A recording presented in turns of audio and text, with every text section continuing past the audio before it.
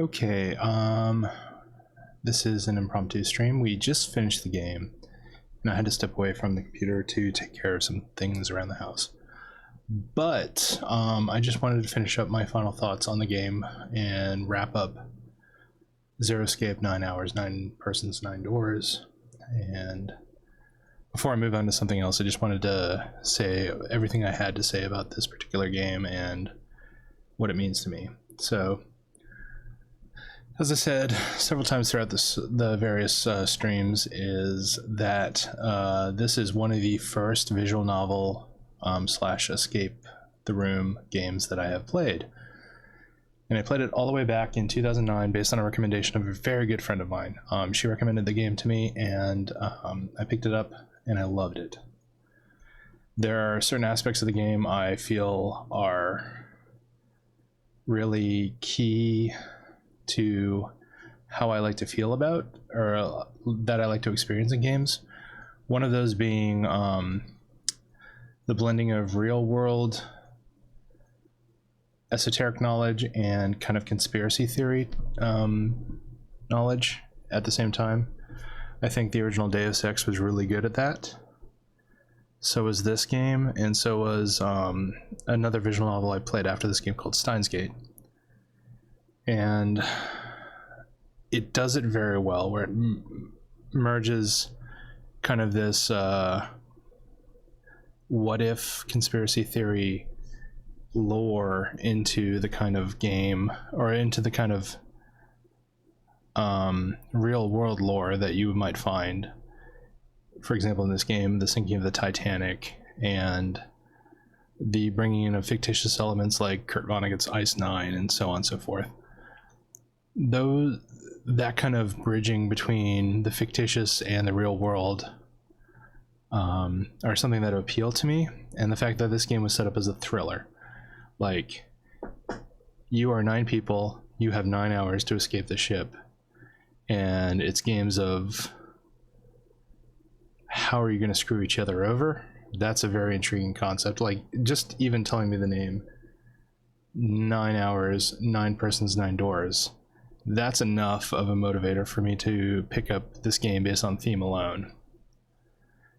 But I also had the recommendation of a friend of mine, and I thank her very much for introducing me to this series, and I have played all 3 games in the series. The first time I finished it, I had a lot of questions, and I felt a little bit scattered because I don't think I got all of the endings, which is a little bit of a disservice to this game, because I think rather than just getting the safe ending and then being able to replay it and get the true ending, for someone who is either using a guide or just happens upon those 2 back-to-back paths through the game, I think it's a disservice because you're not getting enough of the whole picture of the narrative to appreciate what's going on, because I certainly had a lot of questions. But having played through this again, with the exception of one ending, which was kind of a, if you got here without doing the safe ending first, then sorry, go back to the beginning and try again. You know, that was the ending I did not get. And that ending is kind of a little bit of a sunk time ending to have in the game. So playing through the other 5 endings before you happen upon the true ending path, which when I scroll up here, normally the game, like if you haven't gotten this ending, the one I have highlighted right now down here, if you get here, the game just stops and says, do it again. And then you have to get this ending, or well, you have to get this ending before you can proceed down the rest of the path. But if you do that and you don't get, you know, say this ending, and this ending, you're doing yourself a pretty big disservice, because there's a lot of side information that fills in all the plot holes you might think you have when you finally come down this final path on the left and get this, the true ending. So that is probably my biggest criticism of this game, because I think this game is a very tight narrative thing. Like this flowchart does not branch all that much. having seen the flowcharts for the 2 sequel games, Virtue's Last Reward and Zero Time Dilemma, and seeing what they do with their flowcharts, I'm like, man, this is simple compared to the craziness, the absolute anarchy that the sequels have. And not that the complexity of the sequels is bad, mind you. I think that right out of the gate, doing something more simple like this, especially if they had this flowchart at the time the original game came out, I would have been, I would recommend this game a lot more to people, the original version of this game, to more to people if they had this flowchart. Because as it stands, let's say you did everything right and you got to this ending, the coffin ending, and it's your first time through, and it expects you to jump way back to the beginning and play through again, remembering what you played. I mean, granted, it does highlight and gray out the choices you've made before every time you have to make a decision, but when going through multiple times, it's very easy to miss things, especially if you've gone through this path and you didn't get the options for these hidden event sequences, where like these little white key events next to these escape room sequences. Those are the things you can't get on the first playthrough that contribute to you being able to get through this. So let's say accidentally you started the game and you managed to go through door 4, door 7, and door 1. And you're like, shit, the game ends here. I have a to be continued. And I got to play through again. And you play through everything else, every permutation except that first permutation you went through. I would feel a little pissed that I wasn't able to get to the true ending until I played through the first series of events again, not knowing that they would give me different results. So that's just kind of my biggest gripe with the original game. Now, having said that, I played the original game on the DS back in 2009. And the original game did not have the flowchart. It also did not have voice acting. Everything was just purely text-based. And I do remember, while it being good, it was kind of experientially a slog to get through. Having the voice acting, I remember when I played the sequel, Virtue's Last Reward, and it was the first game in the series that had voice acting. I felt it was such a step up that Virtue's Last Reward immediately became one of my favorite games to have played, not on the platform I played it on, but around those several few years. So the voice acting does help tremendously. And I think if you're making something like this and you have a very low budget, cool, make it, awesome, make it. But if you have this slightest inkling of a budget and you're like, should we get voice acting or improve the 3D graphics? All in on the voice acting, because I think that sells the game a lot more than having more real-time 3D, because it makes the game feel more immediate while you're playing it, and it just a more tactilely pleasant experience to work through. But as I said at the end of the last segment, I think it is one of the games that did use the 2 screens of the Nintendo DS to its greatest potential by showing you what Junpei was experiencing on one screen and what Akane was seeing through his eyes on the other screen. And at first it seems like an omniscient third-person narrator, but as you get toward the true ending, you realize it's not an omniscient third-person narrator. It is literally Akane from the first Nonary game 9 years ago, looking through Junpei's eyes and figuring out how to solve all the puzzles based on what he does as a 20-something. And that is just I mean, it's kind of a mechanical gut punch. Like, it's really easy in hindsight to say things like the "would you kindly" in BioShock. Oh, well, yeah, that's, you know, now I can see it clearly, especially with, you know, 14 or more years of discourse on the whole nature of video games. That seems like, oh, that's an easy trick. But back in 2007, when BioShock came out, it was more of a gut punch. Like, it may not have been what some people put it on a pedestal for, but it certainly was a calling to attention of something not a lot of people at the time thought about, at least in the realm of AAA gaming, shall we say. So the DS had a lot of interesting games that would make novel use of its dual screen format. Things like Brain Age, and one of my favorites, Hotel Dusk, and its sequel, Last Window. Which, if you've only ever played Hotel Dusk, there is a sequel. It's a Japanese and European exclusive. If you get the European version, it will play on your DS. DSs are region free, but it is good. It is certainly a good sequel to Hotel Dusk.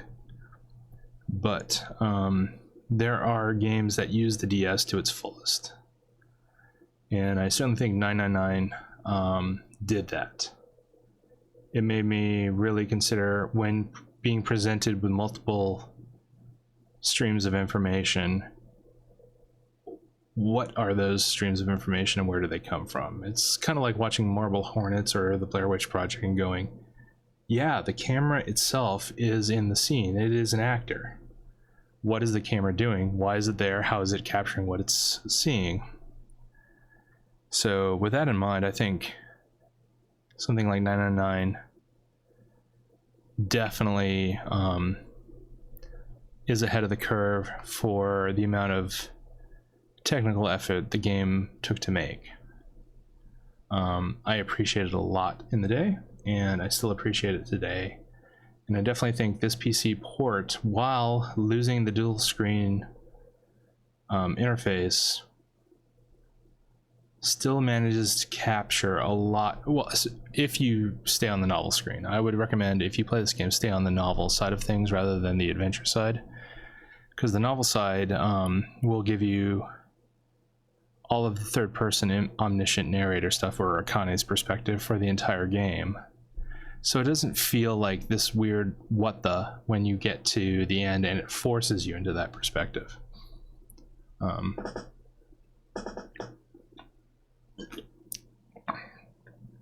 Like I said, I thought the game was pretty awesome. A couple years later, a sequel, Virtue's Last Reward, came out for the Nintendo 3DS and for the PlayStation Vita. And the copy I bought was on the Nintendo 3DS. I bought it on that platform, not so much because I'm a bigger fan of the Vita, although I do really like, or not because I'm a bigger fan of the Nintendo 3DS, because I really do think the 3DS and the Vita are the two best handheld game systems of all time. And I kind of wanted to give the Vita my money, just because I'm like, it needs all the help it could, or it needed all the help it could get at the time. But I did buy it on the DS just because the original was on. Sorry, I bought Virtue's Last Reward on the Nintendo 3DS because the original was on the DS, and I felt that simply because of what the original one did with its dual screen format, that a dual screen format might be as necessary for the sequel. And while I don't think it is as necessary for the sequel, I think the experience as a whole was better on the Nintendo 3DS than on the PS Vita. That was the platform I played it on. I did check it out briefly on the Vita. And I think I'm going to go ahead and start up Virtue's Last Reward as my next stream. And we'll check out how it goes in a remastered high definition format. Now, Virtue's Last Reward did have voice acting. That was one of the big things that it did have versus the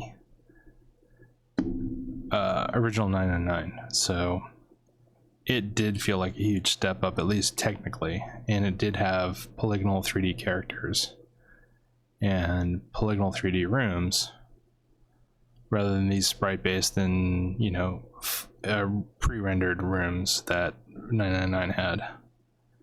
So it there were aspects of Virtue's Last Reward that I wanted to incorporate into, say, tabletop gaming. Like, I had a feverish idea of just running a 9-person group through a kind of Nonary game based experience and seeing what they gave me. And while I feel like I dodged a bullet by not actually pulling the trigger on that one, as much as that is a mixed metaphor, it is still a pretty awesome idea. It would just take more work, more pre-planning than I'm willing to put in for a tabletop game. And I don't know that exactly my friends who are also the people who would play the game would appreciate playing a game with that much obvious obtuseness. So, but I mean, I guess you'll see what I'm saying once we get into Virtue's Last Reward. I'm trying to think if there's anything else I want to say about 999. I really appreciate it. I think it is a very formative game for the kind of tasting games that I have, especially these days. It was much easier pre 2008, 2009 to not be that into the indie game scene. I'm not saying that 999 is exactly an indie game, but it's definitely not a AAA game. But when you get into 2008, 2009, that's really when a lot of indie games made it big and were often compared to things like AAA games. So for what it brought to the table and the way it affected my view and what I like to play in the indie game scene, I think 999 is a incredibly worthwhile experience. And I am really happy to have played it back then and that I didn't wait until much, much later to play it. And I will say, if you are watching this, thank you, Karen, very much for recommending this to me. I think it is a very formative game in my experience. And because you recommended it, I am the richer. My experience is the richer for it. So, thank you. All right, I think that is all I have to say about this game for right now. If there's anything more to say, I might say it in the Virtue's Last Reward stream. But 999, pretty awesome game. Loved what it did. Loved what it did with the format. And the thing I like most about this high definition remake is that it added voice acting in the flowchart. Those two things, I think, make it probably the version I would recommend to most people. Even though I think its original DS format did some things that really capitalized on the format it was for. The PC, well, I'm playing on PC, but I think this same version is also on PS4 and maybe a couple other platforms. The modern HD Nonary Games release of both 999 and Virtue's Last Reward. I haven't played Virtue's Last Reward as part of this package yet, but this version of 999 is definitely the one I would recommend to play if you have not played the game. So, all right, with that, I think I have said all I want to say about the game. I'm really happy to have played it again. This time going through every path without skipping anything, well, aside from the coffin ending, and experiencing the breadth of the game. Because without this flowchart, it's hard to know what you've missed. And I think that's probably the biggest thing that the sequels did. It was give you a built-in flowchart in all aspects in Virtue's Last Reward and Zero Time Dilemma. They give you the flowchart. It's a core part of the mechanics. And because they do that, you know what you've seen and what you've not seen. And 999 is all the richer for providing that to you in this remastered version. So awesome. Cool. Y'all take care. I will see you in the next stream, and we're going to have some fun going through the life or death challenges of the characters in the sequels. And I'm not going to talk about any spoilers for that right now. All right. Take care. Bye.